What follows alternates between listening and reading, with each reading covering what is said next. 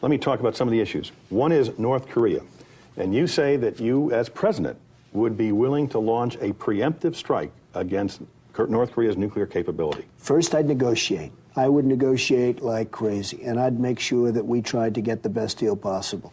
But look, Tim, if a man walks up to you on a street in Washington, because this doesn't happen, of course, in New York, but if a man walks up and puts a gun to your head and says, give me your money, wouldn't you rather know where he's coming from before he had the gun in his hand? And these people, in 3 or 4 years, are going to be having nuclear weapons.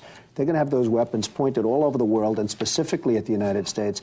And wouldn't you be better off solving this really potentially unbelievable, and the biggest problem, I mean, we can talk about the economy, we can talk about Social Security. The biggest problem this world has is nuclear proliferation.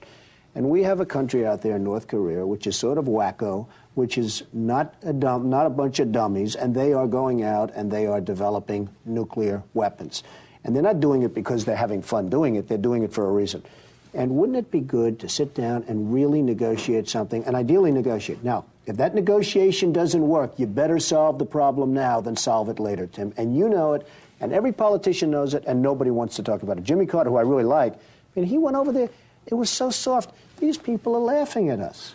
The former general of the Air Force, Merrill McPeak, the former Secretary of Defense, Les Aspin, said you could not launch a preemptive strike against North Korea because the nuclear fallout could be devastating to the Asian Peninsula. I'm not talking about us using nuclear weapons. I'm saying that they have areas where they're developing missiles. No, but taking out their nuclear potential would create a fallout. Tim, do you know that this country went out and gave them nuclear reactors, free fuel for 10 years? We virtually tried to bribe them into stopping, and they're continuing to do what they're doing, and they're laughing at us. They think we're a bunch of dummies.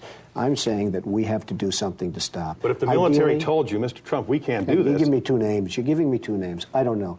Do you want to do it in 5 years when they have warheads all over the place, every one of them pointing to New York City, to Washington, and every one of our... Is that when you want to do it, or do you want to do something now? You better do it now. And if they think you're serious, I deal with lots of people. If they think you're serious, they'll negotiate, and it'll never come to that.